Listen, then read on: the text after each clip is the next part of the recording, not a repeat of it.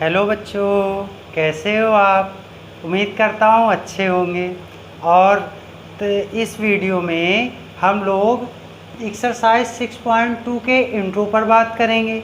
Intro का मतलब तो आप लोग जानते ही हो, उस एक्सरसाइज में क्या पढ़ना है, कैसे क्वेश्चंस आने हैं, कैसे क्वेश्चंस पे आपको अपना अटेम्प्ट, कैसे क्वेश्चन को आपको अटेम्प्ट करना है। तो आइए स्टार्ट करते हैं टॉपिक। हम लोग class 9th math NCERT chapter 6 lines and angles पर बात कर चुके थे, जिसकी पहली एक्सरसाइज कंप्लीट हो गई है। और एक्सरसाइज 6.2 के इंट्रो पर हम लोग बात करने जा रहे हैं। इसमें हम लोग lines, parallel lines and transversal पर बात करेंगे। बताते हैं ट्रांसवर्सल क्या मीन्स है। पैरेलल लाइंस तो जानते हो, ट्रांसवर्सल नहीं जानते, तो वो अभी बता रहा हूँ। और जो पीछे की क्वेश्चंस हैं पिछली एक्सरसाइज की, वो आपके इस चैनल के वीडियो, इस चैनल के प्लेलिस्ट पे पड़े हुए, आप चाहें तो वहाँ से पीछे के वीडियो देख सकते हैं। और चाहें क्या, देखना ही चाहिए। अगर आपको सही फ्रीक्वेंसी में चलना है तो आपको क्या करना है, पहले पीछे की एक्सरसाइज कंप्लीट करनी है, तब आगे आना। और जो बच्चे सीधा एक्सरसाइज देखते हो ना, तो उनको पूरा फ़ायदा नहीं मिलेगा।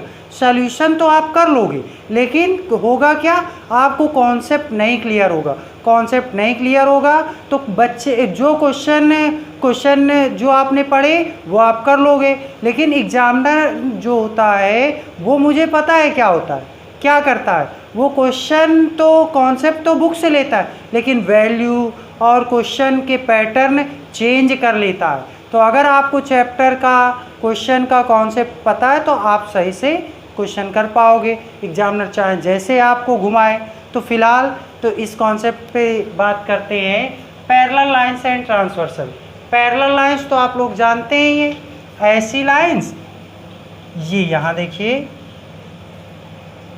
ऐसी लाइंस जिनके बीच की डिस्टेंस हमेशा इक्वल रहे।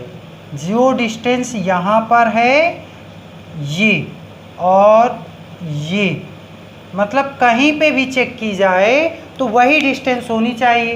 तो ऐसी लाइन पैरेलल लाइंस होती हैं। मान लो ये कोई लाइन L है, ये M है, और लाइन एंगल्स बताया था ना, लाइन की स्टार्टिंग पे, चैप्टर की स्टार्टिंग पे लाइन बताया था ना। तो अब देखिए, ट्रांसवर्सल मीन्स तिर्यक रेखा होती है, ऐसा।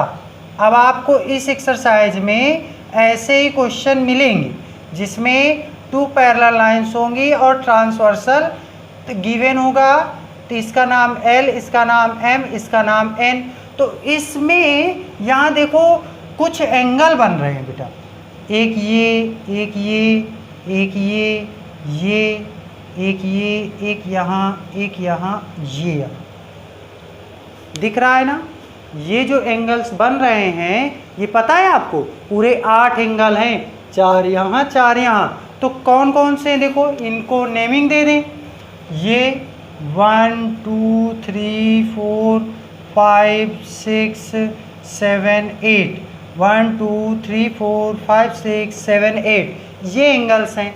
इन एंगल्स को कैटेगराइज किया गया है। कैसे कैटेगराइज किया गया है, आप लोगों ने सुना होगा, करेस्पॉन्डिंग एंगल, करेस्पॉन्डिंग एंगल्स सुना है जी, बिल्कुल। करेस्पॉन्डिंग एंगल को हिंदी में क्या कहते हैं, इसको कहते हैं संगत कोण। सुना तो होगा, अच्छा ठीक है। करेस्पॉन्डिंग एंगल के बाद आप लोग पढ़े होंगे अल्टरनेट एंगल। क्लास 8 में थोड़ा सा इसका इंट्रो है, थोड़ी सी बेसिक जानकारियां हैं, तो आप लोगों ने पढ़ी होंगी। जिसने नहीं पढ़ी हैं वो पूरा ध्यान यहीं दो। चलो देखो इधर, करेस्पॉन्डिंग एंगल को कहते हैं एकांतर कोण। करेस्पॉन्डिंग एंगल को क्या कहते हैं, एकांतर कोण। करेस्पॉन्डिंग एंगल संगत कोण, अल्टरनेट एंगल एकांतर कोण। अब इसके बाद अल्टरनेट एंगल के बाद आप लोग पढ़ोगे कौन से एंगल, वर्टिकली अपोजिट तो पीछे पढ़ चुके, अब इसमें पढ़ना है सेम साइड ऑन ट्रांसवर्सल, अच्छा इसमें भी शीर्षाभिमुख कोण वर्टिकली अपोजिट एंगल आएंगे। सेम साइड ऑन ट्रांसवर्सल यानी कि तिर्यक रेखा के एक ही ओर बने कोण। क्या बेटा? सेम साइड ऑन ट्रांसवर्सल यानी कि तिर्यक रेखा के एक ही ओर बने कोण। और अल्टरनेट में भी इनको दो टाइप से डिवाइड कर दिया जाता है। अल्टरनेट इंटीरियर यानी कि अंदर की ओर, और एक्सटीरियर यानी कि बाहर की ओर, एक्सटीरियर एंगल। तो देखो, करेस्पॉन्डिंग एंगल संगत कोण, अल्टरनेट एंगल एकांतर कोण, सेम साइड ऑन ट्रांसवर्सल तिर्यक रेखा के एक ही ओर बने कोण। तिर्यक रेखा के एक ही ओर बने कोण तो को सेम साइड ऑन ट्रांसवर्सल कहते हैं। इसकी क्वालिटी क्या होती है? ये इक्वल होते हैं। संगत कोण क्या होते हैं? बराबर होते हैं। एकांतर कोण क्या होते हैं? बराबर होते हैं, इक्वल होते हैं। सेम साइड ऑन ट्रांसवर्सल क्या होते हैं? इनका सम 180 डिग्री होता है। ये मोस्ट इम्पॉर्टेंट चीज़ें हैं। आप इनका स्क्रीनशॉट लेने के चक्कर में मत रहना, आप इनको नोट कर लो। नोट कर लोगे तो जब आप एक बार लिखोगे तो ये आपके माइंड में रिवाइंड हो जाएंगे। मैं जो बोल रहा हूँ आप सुन रहे हैं ना? ऐसा तो नहीं वॉल्यूम बंद करके तो आप खाली तो वीडियो देख रहे हो। तो आप जब देखेंगे, सुनेंगे, लिखेंगे तब आपको आएगा। आपको पता है विद्या वैज्ञानिक ढंग से लेने पर ज़्यादा समय तक स्थायी होती है। कैसे? आज सबसे पहला वैज्ञानिक तरीका है, जब भी कोई चीज़ आप पढ़ें उसका चिंतन करें, मनन करें, और चिंतन मनन करने के बाद अपने आप से लिखकर अभ्यास करें। चाहे वो जो भी विषय हो उसमें आपको यही कॉन्सेप्ट यूज करना है। और मैथ तो वैसे भी जानते हो क्या, सबसे ज़्यादा प्रैक्टिस का सब्जेक्ट है। बिना प्रैक्टिस के तो बात बनने वाली नहीं तो फिर बाद में रोओगे केमिस्ट्री हिस्ट्री बड़ी बेवफा, रात को रटो सुबह सफ़ा। वैसे ही मैथ के हाल हो जाएंगे। प्रैक्टिस नहीं करोगे तो गड़बड़। देखिए, तो इन पे बात करते हैं, ये 8 एंगल और इन 4 का क्या रिलेशन है। तो देखो, जो करेस्पॉन्डिंग एंगल होते हैं वो क्या होते हैं? जैसे एंगल 1 और 5 ये पेयर्स में होते हैं तभी तो इक्वल होंगे। एंगल 1 और एंगल 5, ठीक है। फिर इसके बाद नंबर सेकंड पर एंगल 2 और 6, एंगल 2,6। फिर इसके बाद देखना इधर एंगल 1 और 5। देखो ये संगत कोण है, साथ के कोण है इसके। साथ संगत का मतलब तो जानते हो ना, साथी। तो देखो ये इसका यहाँ साथ दे रहा है, 1 और 5 दे रहा है ना। तुम भी अपने साथी का साथ देना। साथी का मतलब फ्रेंड तो जानते ही हो ना। तो ये 2 और 6। फिर इसके बाद 4 और 8 यहाँ लिखते जाओ, 1 5 2 6 4 8, एंगल 4 कामा एंगल 8। और फिर इसके बाद 3 कामा 7 ये एंगल क्या है? करेस्पॉन्डिंग एंगल है, संगत कोण है। संगत कोण क्या है? 1 5 2 6 4 8 3 7। बेटा फिर से देखो, 1 5 4 8 2 6 और 3 7 ये 4 पेयर्स, ये सब संगत कोण करेस्पॉन्डिंग एंगल्स हैं। याद हुए? अभी इनके क्वेश्चन जब प्रैक्टिस कराऊंगा तो याद हो जाएंगे। अब इसके बाद अल्टरनेट एंगल एकांतर कोण। एकांतर, इसका संधि विच्छेद करोगे, संधि विच्छेद आता है ना, नाम तो सुना ही है, 6 से पढ़ते चले आ रहे हो। तो जब संधि विच्छेद करोगे तो क्या आएगा? एक अंतर पर बने कोण। तो देखो एक अंतर पर क्या बना? एक अंतर पर 4 6 बना, एक अंतर पर 3 5 बना। तो लिख लो। और ये देखो लाइन के अंदर है कि बाहर? 3 5 4 6 अंदर हैं, तो ये एक्सटीरियर इंटीरियर में आएंगे।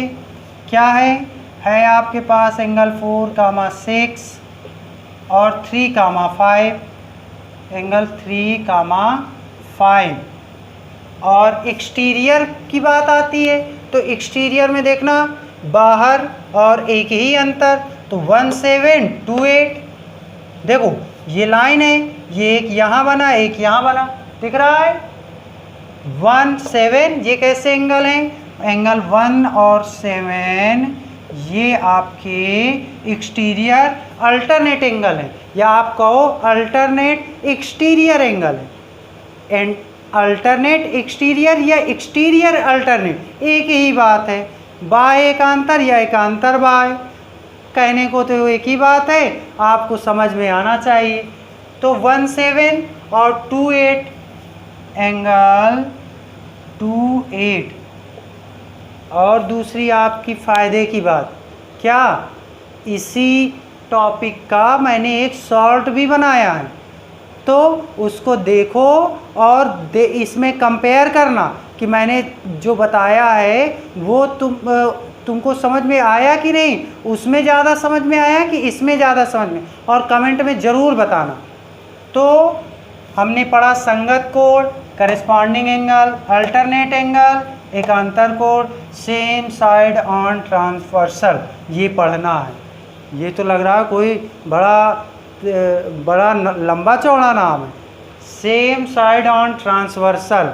डरा रहा है क्या? डरो नहीं। सेम साइड ऑन ट्रांसवर्सल तिर्यक रेखा के एक ही ओर बने अंतःकोण। ये इसलिए लिख दिया, ये खतरनाक लगे तो इससे काम चला लो, ये खतरनाक लगे तो इससे काम चला लो।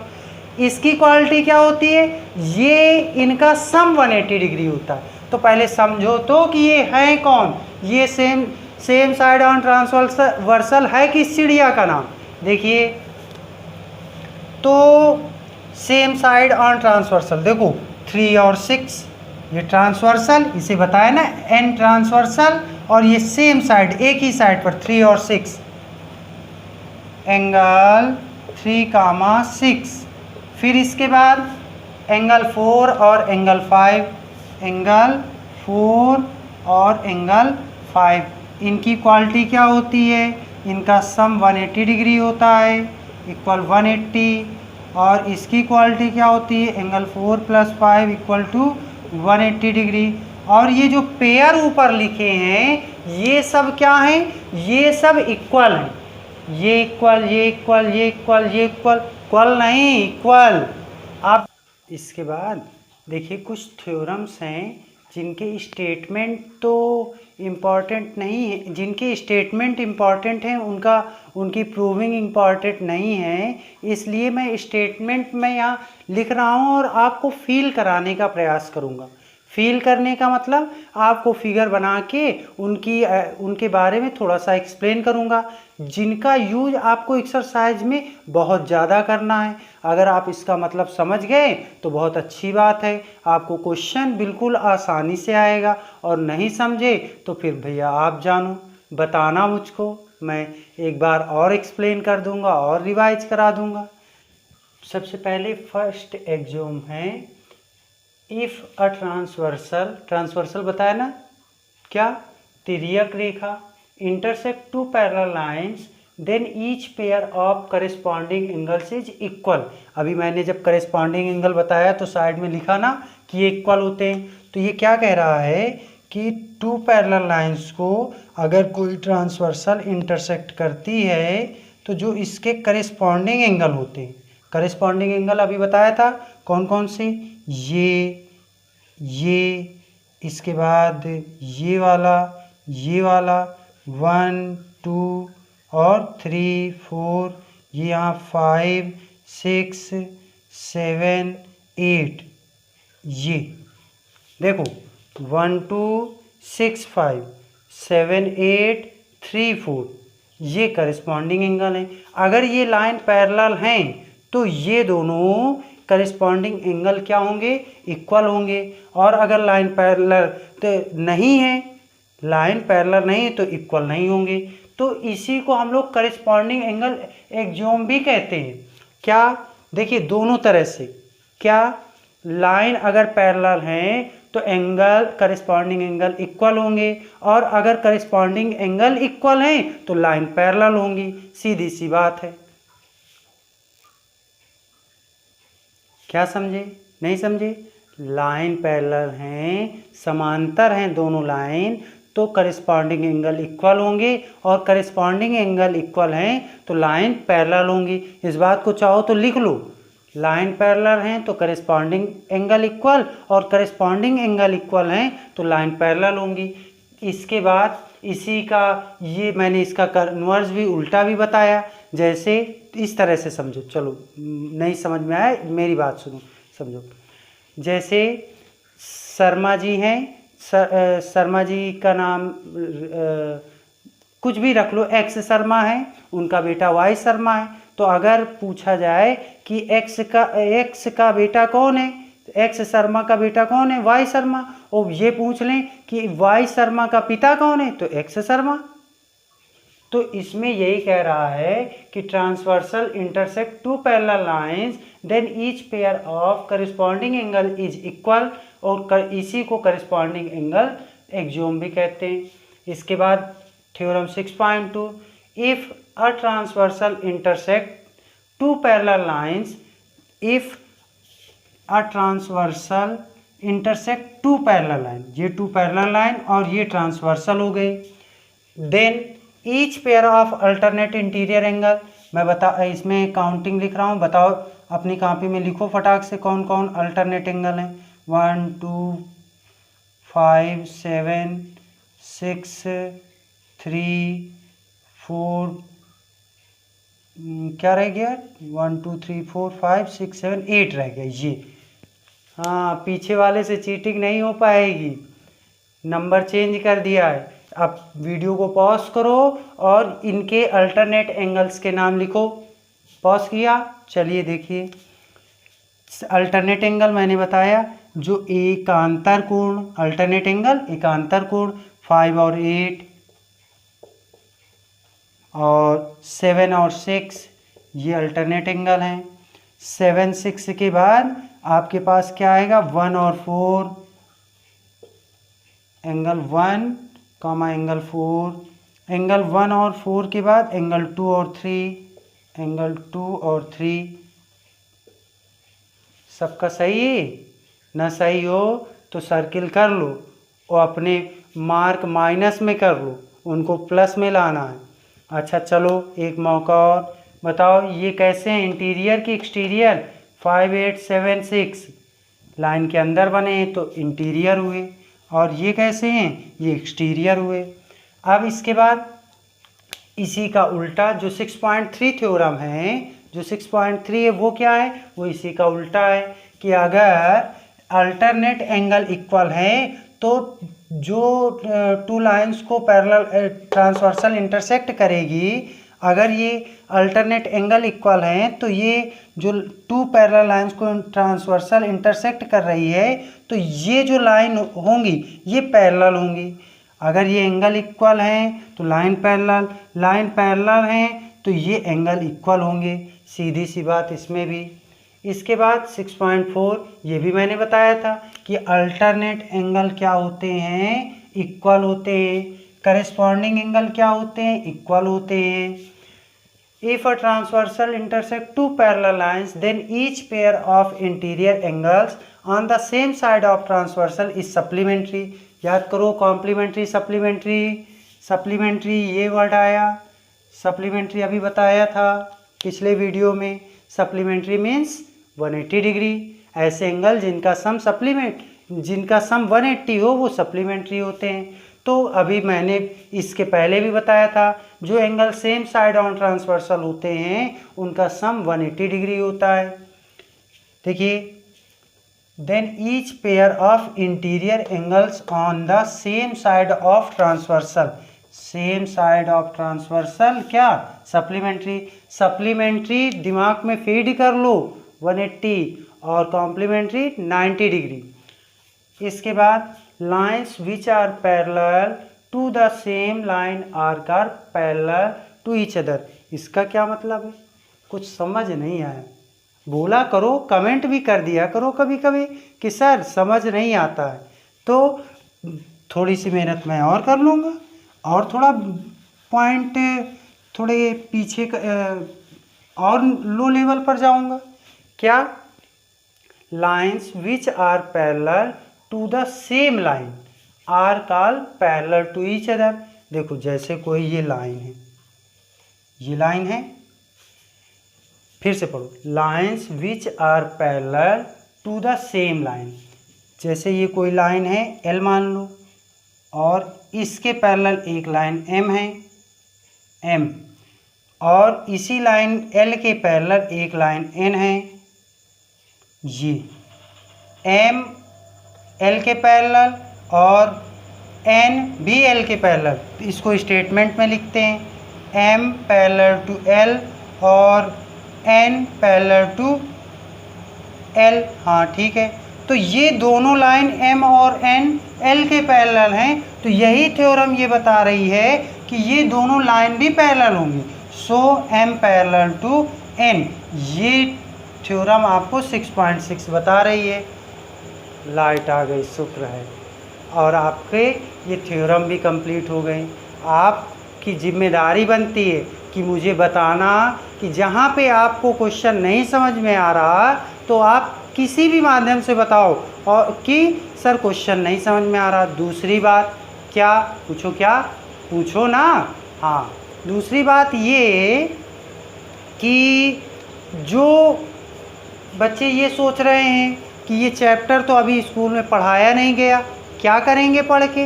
अरे बेटा, सिलेबस तो फिक्स है, जो चैप्टर हैं वो फिक्स है, चाहे पहले पढ़ो चाहे बाद में। और अगर आपको अच्छी प्रिपरेशन 10th में करनी है तो 9th मजबूत होना चाहिए, और अगर 9th मजबूत करना है तो 9th जब ये चैप्टर आप पहले से पढ़ रखोगे, स्कूल में पढ़ाया जाएगा, तो आपको उसका बेनिफिट डबल मिलेगा।